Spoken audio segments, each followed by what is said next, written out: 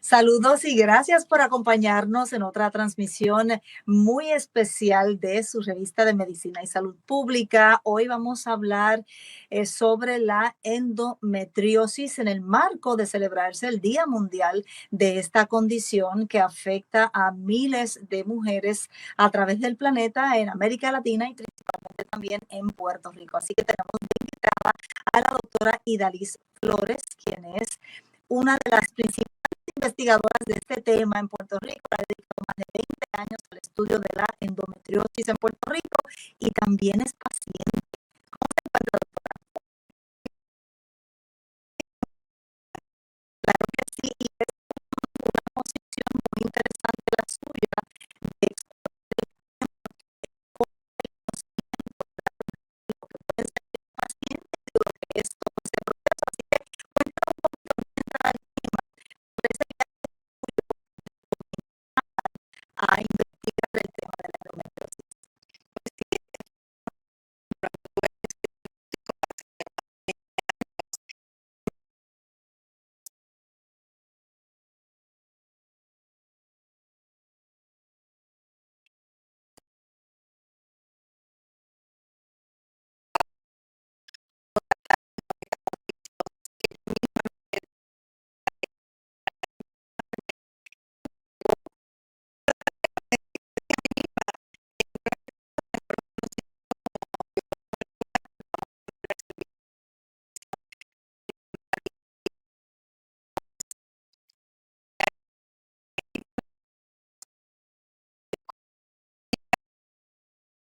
Una pregunta que yo quería contestar, ¿cuán común era?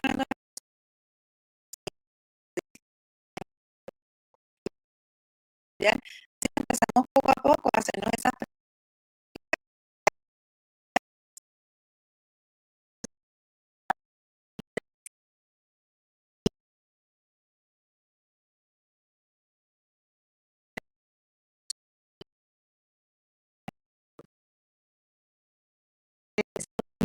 La mano. Ahí hay datos que son insustituibles para una persona que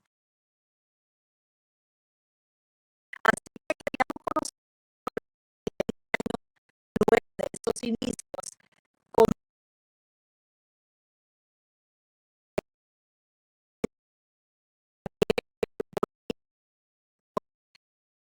estar afectando esta condición. Pues mira, sí, hicimos un estudio ya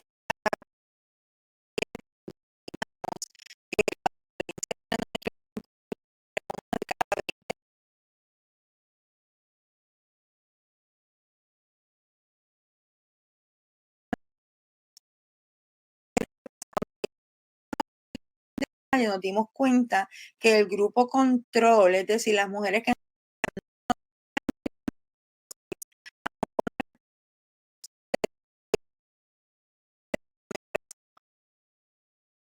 decía que sabemos que estábamos subestimando. Otro estudio que hicimos con récord médico, récord electrónico y en colaboración con un plan de salud, pudimos estimar mejor y esos datos están así un poquito más de una de cada, casi acercándose a una de cada 10 y ya tenemos un estimado de 70,000 mujeres con endometriosis en Puerto Rico. Wow, ese número sigue siendo un poco más del doble que el promedio a nivel de Estados Unidos. Bueno, no necesariamente, porque hay que tener cuidado el grupo étnico que se está Okay. estudiando.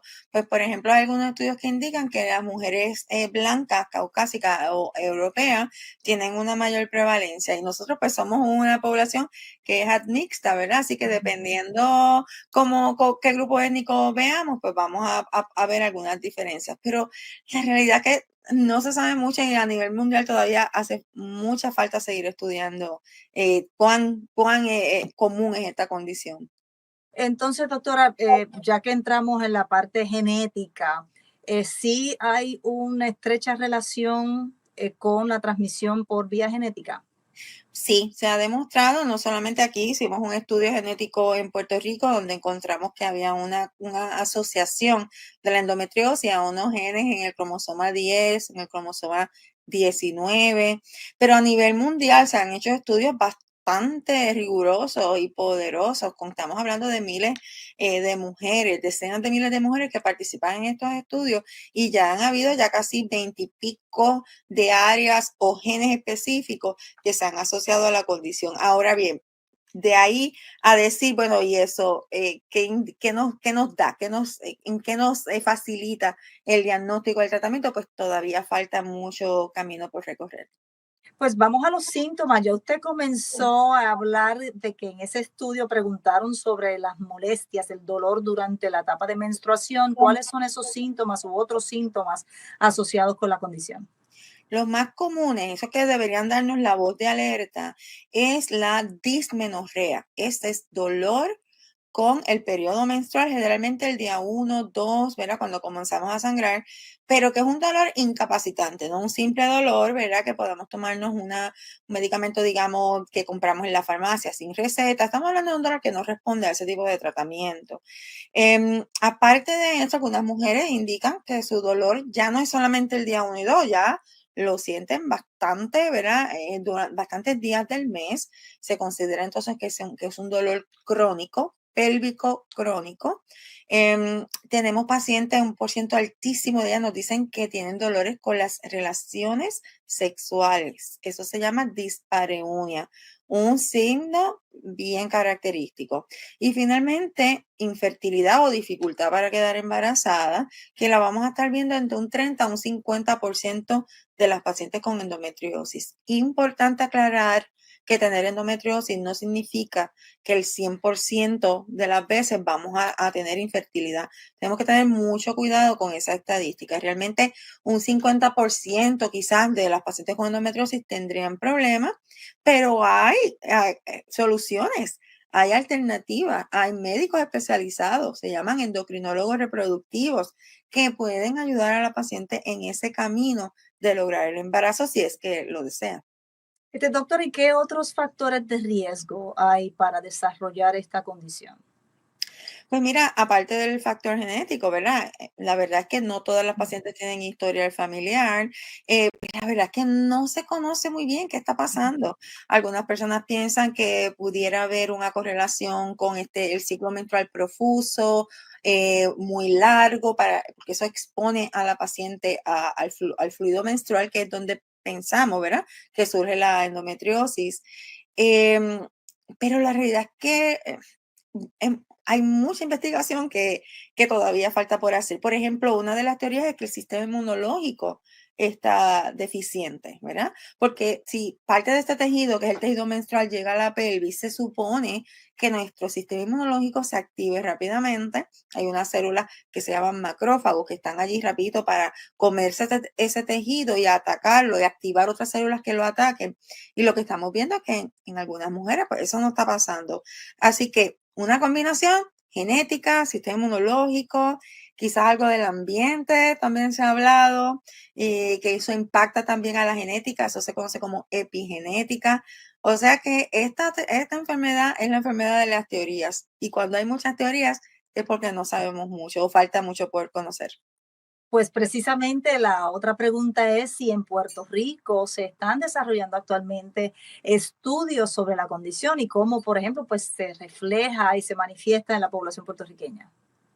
Pues sí, aquí en la Ponce Health Sciences University tenemos un programa de investigación de la endometriosis. Yo me siento bien afortunada de haber atraído a este campo mujeres científicas, son muchas de ellas mujeres, la mayoría, neurocientíficas, fisiólogas, geneticistas, patólogas. Tenemos un equipo multidisciplinario, también ginecólogos y ginecólogas que colaboran con nosotros, dándonos las muestras, los tejidos que necesitamos para estudiar.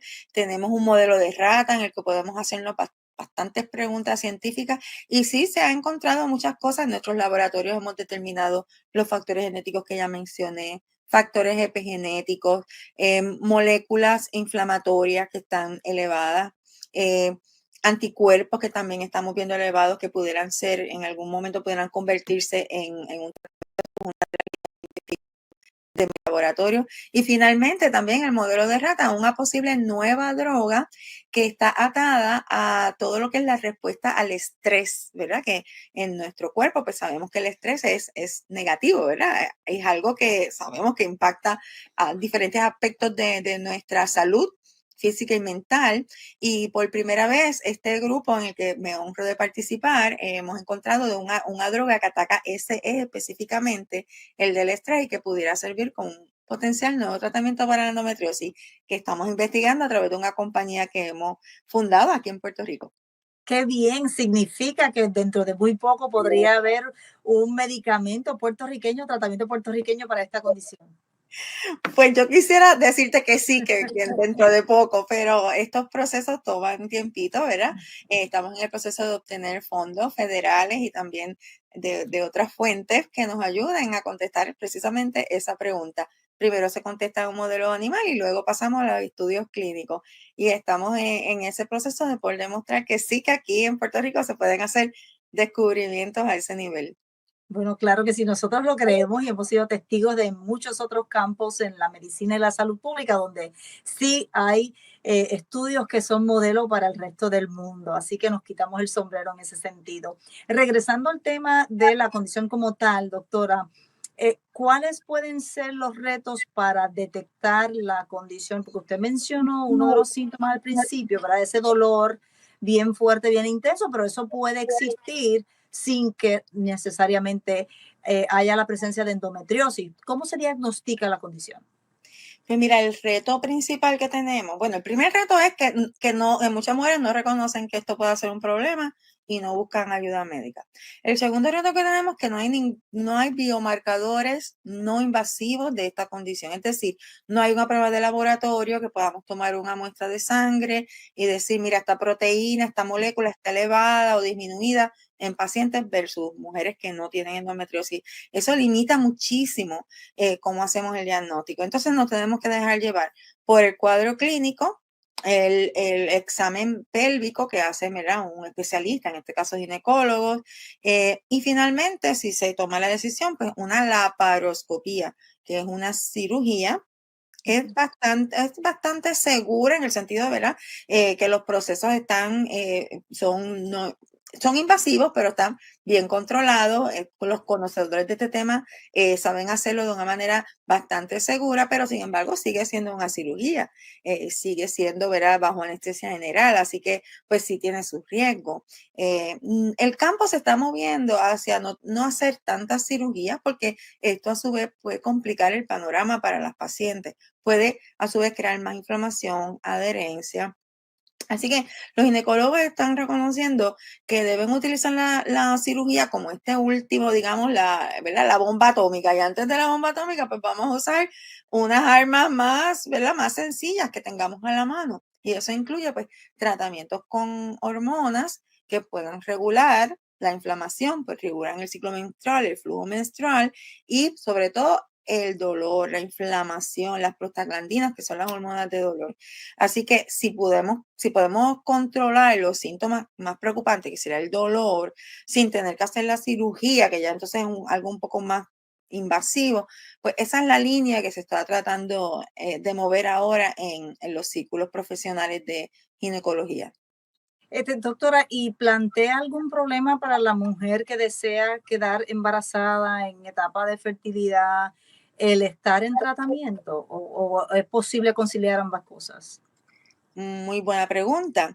La realidad es que los tratamientos hormonales van a ser también, por su naturaleza, anticonceptivos, porque lo que pretenden ellos es bajar los niveles de estrógeno, evitar la ovulación, porque la ovulación per se pues, pudiera causar más inflamación. Así que sí, estamos atacando la enfermedad por un lado, pero entonces la parte del deseo de maternidad está aquí en un dilema.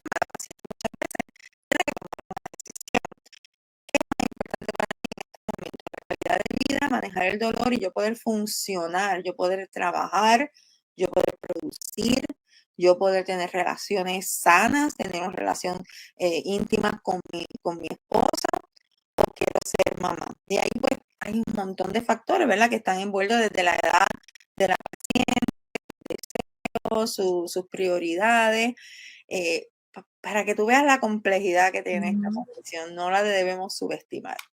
Claro, pero para tomar todas esas decisiones hay que saber ya que se padece de la condición. Entonces, la otra pregunta es, ¿cuán difícil o cuántos retos existen mujeres tengan el conocimiento de que tienen la condición, ¿verdad? Para poder entonces comenzar un tratamiento y tomar todas estas otras decisiones importantes en su vida. Esto que estamos haciendo, ¿verdad? La educación a todos los niveles, ¿verdad? A nivel de la sociedad en general, de las mismas mujeres, mamás, de las adolescentes, la clase médica también es importante seguir educándolo, educar desde los pediatras a los emergenciólogos, porque a veces llegan a la sala de emergencia, no llegan necesariamente a un ginecólogo, a los médicos primarios, que son la primera línea de verdad que ven a esta paciente que puedan reconocer los síntomas y referir, ¿verdad? Porque tenemos ese reto también de el médico primario viendo a quién refiere y cuándo refiere. Pues mira, al final del día, porque a veces hay que hablar claramente y en dólares y centavos para los planes médicos a lo mejor. Conviene, es más conveniente que se haga un diagnóstico temprano y se den unos tratamientos puntuales que quizás no son tan caros que una paciente que consecutivamente va a estar yendo todos los meses a una sala de emergencia o que va a tener que estar teniendo un sinnúmero de cirugías y procedimientos que van a encarecer ese tratamiento. Así que esa es la línea de pensamiento en términos de hacer este tratamiento, el tratamiento de estas pacientes que sea costo efectivo, tanto para los aseguradores, los médicos, pero también para los pacientes. Claro, doctora, pero eso me lleva a la próxima pregunta. ¿Significa que usted ha detectado una disparidad, una falta quizás de acceso de las mujeres al tratamiento oportuno y ¿verdad? Pronto, porque a mayor prontitud, mayor pues control de la condición? O sea, hay una falta de acceso. Eso es lo que estamos viendo en Puerto Rico. También muy buena pregunta. Pues hace varios años hicimos un estudio donde sí vimos que las pacientes del el plan de lo que conocemos en Puerto Rico como Reforma, actualmente se conoce como Plan Vital, pues tenían unas tasas menores de visitas a ginecólogos, de laparoscopía y tasas mayores de visitas a salas de emergencia. Entonces sí vimos en ese momento una potencial problemática. No es algo que se vea del día a día, pero ese estudio sí lo demostró.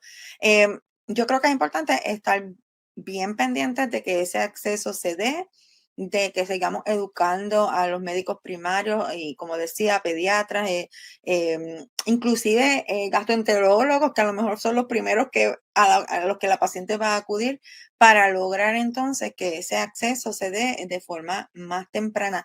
Dicho sea de paso, en Puerto Rico se tarda el diagnóstico de endometriosis unos casi 9 años, desde el comienzo de los síntomas hasta el diagnóstico. En el mundo es 7 años. Así que estamos un poquito peor, pero de verdad pienso que es inaceptable que una mujer tenga que pasar tantos años pensando que tiene algo mal y sin saber exactamente qué es lo que es, porque no tener un diagnóstico pues no facilita, es que no, sin un diagnóstico no tenemos un lenguaje claro de qué es lo que tenemos, no podemos entonces buscar la ayuda que es necesaria y precisa. No podemos buscar grupos de apoyo porque sin ese diagnóstico, ¿a dónde vamos a ir? Nos estamos sintiendo a veces confundidas de que tenemos algo raro, inclusive algo mortal, un cáncer inclusive, que algunas pacientes piensan que tienen. Así que todo eso en conjunto tiene que ser necesario para atacar este problema. Ahí volvemos al tema de la educación también, doctora, porque podría haber una concepción de que es totalmente natural el tener el periodo menstrual y tener ese dolor intenso. O sea, hay una normalización de algo que quizás realmente se deba a una enfermedad. Así que mi próxima pregunta para usted sería, ¿qué le podemos decir a todas esas mujeres que o sienten dolor o esas jóvenes, ¿verdad? Que todavía no están en esa etapa, cuando sienten dolor? ¿Cuál es el consejo? Pues mira, yo les digo a las chicas que, que uno se conoce bien, se conoce su cuerpo, lleven un diario de síntomas, es una cosa bien importante. ¿Cuándo es ese dolor? ¿Cómo se manifiesta? ¿A qué fase del ciclo menstrual está asociado? ¿Qué lo empeora? ¿Qué lo mejora? Eso va a ser bien importante cuando entonces se tome la decisión, ¿verdad? A veces, si son adolescentes, pues esta es una decisión que hay que tomar en conjunto, ¿verdad? Con los padres. Ok, el próximo paso. Que si son adolescentes, quizás una primera visita podría ser al pediatra. O si ya tienen más de 16 años, 18 años, pues entonces ir directamente a un ginecólogo. No subestimar el dolor, no pensar, porque otras personas te dicen que es normal tener Ujú. dolor, eso lo tenemos que sacar de raíz, porque es que ningún dolor. O sea, uno no espera 7 años para ir a ver a un dentista cuando tiene dolor de muela o a un ortopeda cuando tiene un dolor de rodilla. Entonces, ¿por qué esperamos tanto tiempo cuando es dolor menstrual? ¿Qué es diferente aquí? Que está asociado al ciclo menstrual y todo es hush hush y no se puede hablar de eso, muchachas, no digan nada. No, todo lo contrario, tenemos que normalizar el ciclo menstrual como un proceso biológico totalmente normal, que 51% de la población lo va a experimentar por décadas, y que cuando no está pasando, cuando está pasando algo que no es lo normal, que está fuera de lo que estamos usualmente viendo, pues preguntarnos, hacernos las preguntas. ¿Qué está pasando? Vamos a buscar solución. Claro, y si no, acordarse del término endometriosis. Se puede traer a la conversación como una pregunta y ahí, doctora, junto con la información que usted muy bien ha señalado, debemos haber recopilado, pues ahí Ujú. se puede empezar, ¿verdad? Con camino a la detección temprana de la condición. Correcto, eso es lo que queremos, normalizar esta palabra, normalizar que tomemos control de nuestras vidas, que si alguien nos dice, pero es que eso es normal, que podamos decir, espérate, no, yo lo siento mucho, pero esto me está afectando mi vida y no, y eso pues yo tengo que averiguar qué es lo que está pasando. Pues muchísimas gracias, doctora, y sobre todo porque en el marco del mes de la mujer y el día que celebramos recientemente también, pues todavía hay mucho trecho por recorrer en términos de disparidad, de acceso a los servicios de salud y de énfasis en las condiciones también que afectan únicamente a la mujer. Así que qué bueno que tenemos investigadoras en este tema. Muchísimas felicitaciones, doctora. Gracias, gracias a ustedes. Es para mí un placer, es mi misión de vida seguir educando, llevando un mensaje de prevención y de apoyo a estas pacientes que se sientan acompañadas y que sepan que tienen los recursos de la Fundación de Pacientes. Estamos en Facebook, tenemos grupos en Numerosos Puerto Rico, estamos en Twitter, en Instagram, así que queremos saber también de las pacientes mismas. Y tenemos actividades, tenemos un encuentro de pacientes el 25 de marzo en El Morro, todas vestidas de amarillo. Vamos a tener una sesión de yoga y vamos a estar conociéndonos y compartiendo. Y el 25 de marzo es el día de amarillo, vamos todos a vestir de amarillo ese día. Así que tenemos, perdóname, el 31 de marzo. 31 de marzo es el día de amarillo, 25 de marzo es el encuentro de pacientes y hoy celebramos el Día Internacional de la Endometriosis. Enhorabuena, doctora, por su información, por la fundación, por el trabajo que hacen y todavía hay mucho camino por recorrer, así que cuenten con nuestra plataforma para ese proceso de ayudar a fomentar la educación y el conocimiento sobre estas condiciones. Muchísimas gracias, doctora. Gracias a ustedes. Y gracias al público también por habernos acompañado en otra transmisión más de la revista de Medicina y Salud Pública. Será hasta la próxima.